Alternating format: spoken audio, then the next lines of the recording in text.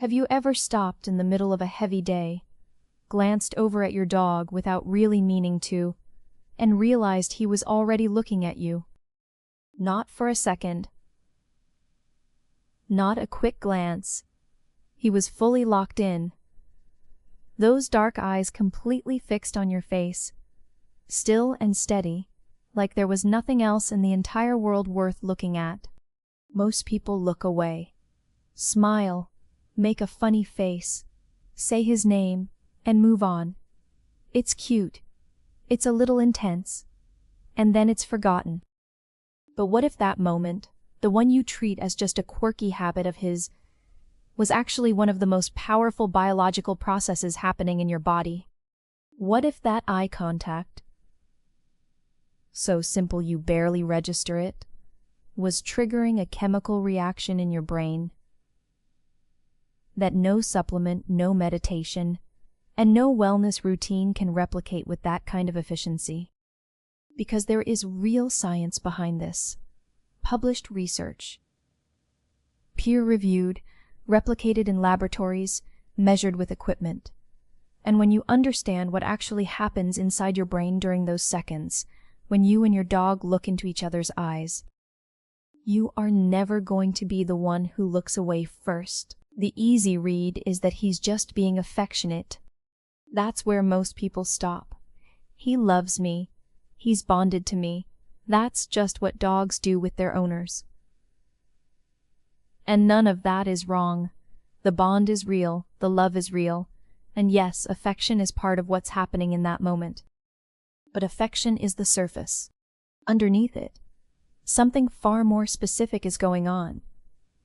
Something that has nothing to do with personality, or how well-trained he is, or how much time you've spent together. Something that is, at its core, biological, measurable, and happening whether you're paying attention to it or not. Here's the part most people never hear. Eye contact between a dog and a human doesn't work the way eye contact between two humans works. It doesn't work the way eye contact between a dog and a wolf works either. Researchers actually tested that, and wolves don't produce the same response. What happens between a dog and the human they love is something entirely unique. Something that evolved specifically over thousands of years of the two species building a life together. Your dog didn't develop the ability to hold your gaze by accident. He developed it because, somewhere deep in the history of this relationship, looking at you became one of the most important things his species learned to do. And what that gaze triggers inside you isn't just warmth. It's chemistry. In 2015, a team of Japanese researchers published a study that changed the way science understands the bond between humans and dogs. They measured oxytocin levels in dog owners and their pets before and after periods of interaction. They tracked different types of contact, touching, talking, playing, and then they looked at the one variable that produced the most dramatic result: eye contact. In the pairs that spent the most time looking into each other's eyes, owners showed an increase of up to 300% in oxytocin levels. 300%. From eye contact alone. To put that in perspective, oxytocin is the hormone your brain releases when you embrace someone you love, when a mother looks at her newborn for the first time, when you feel a sense of belonging so complete that the noise in your head goes quiet for a moment. It's the hormone of trust, of safety, of emotional connection. It's one of the most powerful mood regulators the human brain produces. And your dog triggers a flood of it just by looking at you. Most people don't notice this because the effect isn't dramatic in the way people expect healing to feel. There's no sudden shift, no obvious moment of transformation. It's a softening, a gradual loosening of something that had been quietly tight.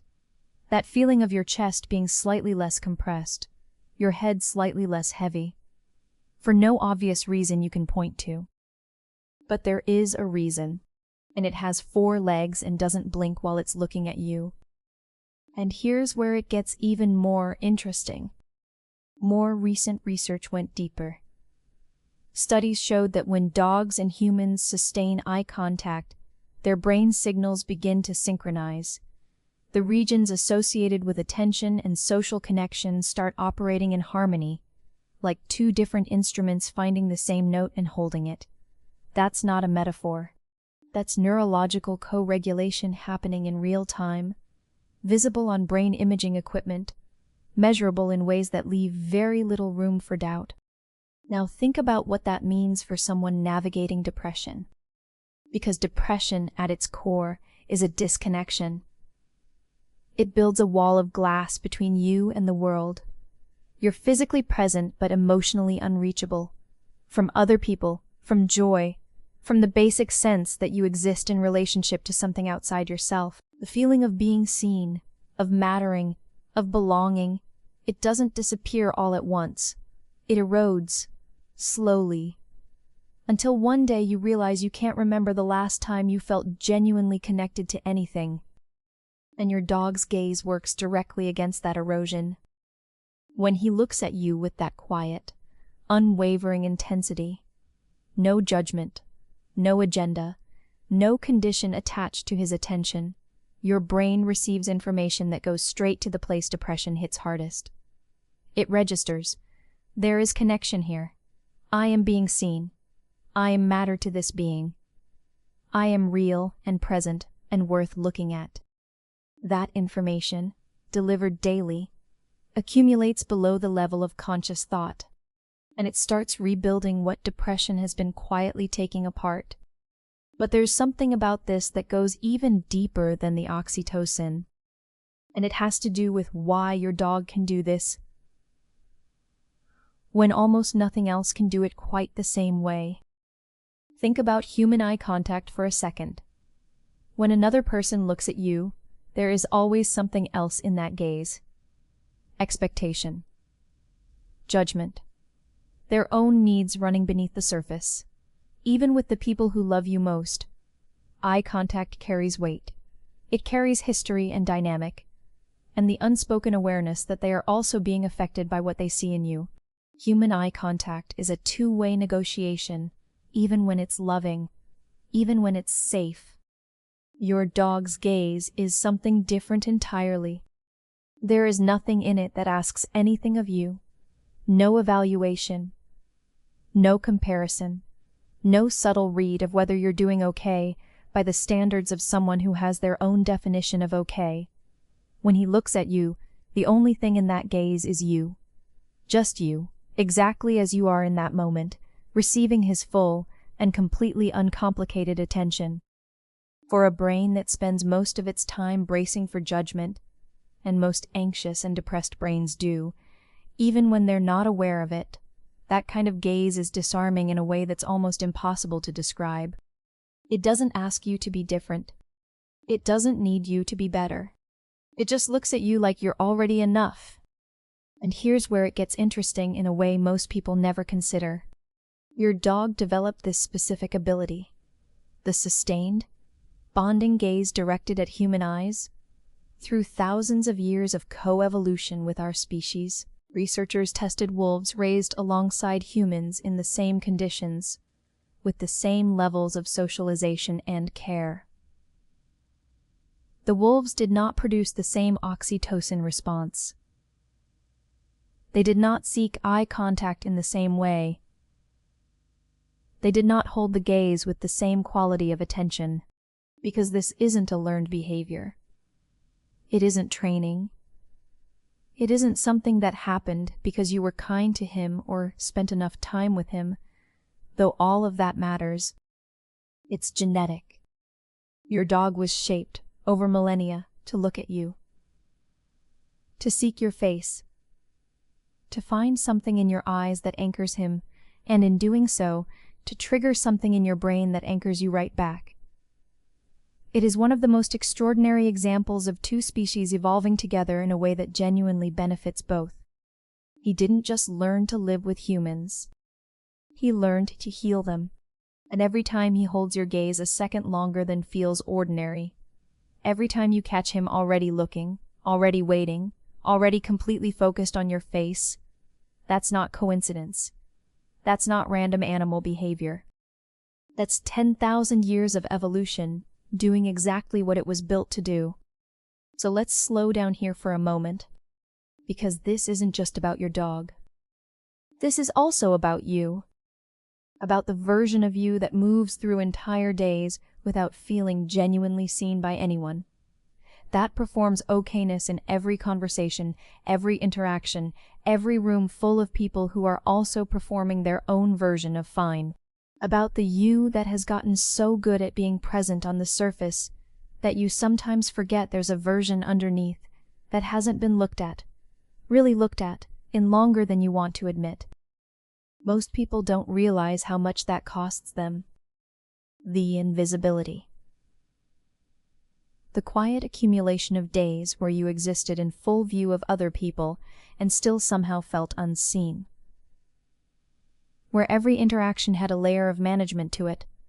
What to show, what to hold back, how much of what's actually happening inside is safe to let out. Your dog has never once asked you to manage yourself for him. He has never needed you to be a particular version of yourself in order to keep looking at you that way. He didn't fall in love with your composed face or your together days or the version of you that has the right answer. He fell in love with all of it. The heavy mornings, the quiet nights, the in-between moments when you weren't performing anything for anyone. And that's the face he looks for. Every single time. Think about what it does to a person, to a nervous system that has been bracing for evaluation in every human interaction, to be looked at with that kind of complete, uncomplicated acceptance, day after day, in the middle of ordinary moments that were never supposed to be significant, in the kitchen, on the couch, across the room when you didn't even know anyone was paying attention. He was always paying attention, and not to the version of you that you curate for the world, to the real one. The unedited one. The one that shows up when the performance is over and there's no one left to manage yourself for. That version has been seen every single day by the one set of eyes that never once looked away in disappointment. Think about how rare that is. Think about how much, without ever realizing it, you needed exactly that. Here's what's been true this whole time. You thought you were the one doing the seeing, noticing him, watching him sleep, watching him play, paying attention to his moods and his needs and the small ways he communicates what he wants. You were the observer. He was the one being cared for, being watched, being known. But that was never the complete picture, because while you were busy looking at him, he was looking back, deeply, consistently, with a precision your own reflection in the mirror has never matched, tracking your face across every room, every mood, every version of you that showed up on every kind of day, building, over months and years, a knowledge of your expressions so detailed that he reads your emotional state before you've named it yourself. And every time that gaze landed on you, every time those eyes found your face and stayed, your brain was being quietly, chemically, irreversibly changed. 300%. That's not poetry. That's not a metaphor dressed up as science. That is a measured, documented, peer-reviewed number representing what happens inside your brain when he looks at you. Oxytocin flooding a system that needed it. A natural antidepressant released not by a prescription, not by a protocol, but by a gaze. His gaze. On the days when you couldn't look at yourself with any kindness, when the mirror offered nothing good and the voice inside was loud and unkind, he was looking at you anyway, like you were worth every second of it. Maybe you always were. Maybe he just knew it before you did. Next time he looks at you, don't look away. Not immediately. Not out of habit or distraction, or the automatic impulse to fill the moment with something else. Just let it happen. Hold his gaze for a few seconds longer than feels necessary. Let those eyes find yours and stay there.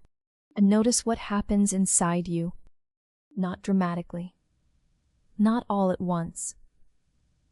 Just that subtle shift, the chest loosening slightly, the noise in your head dropping half a volume, the strange and quiet sensation of being completely present in a moment that asked nothing from you except to show up and be seen. That's not coincidence. That's not your imagination. That's your brain receiving something it was designed to need. And your dog delivering it in the only way he knows how. Through presence. Through attention. Through a gaze that has never once carried judgment. Never once asked you to be different. Never once looked away because what it found wasn't good enough.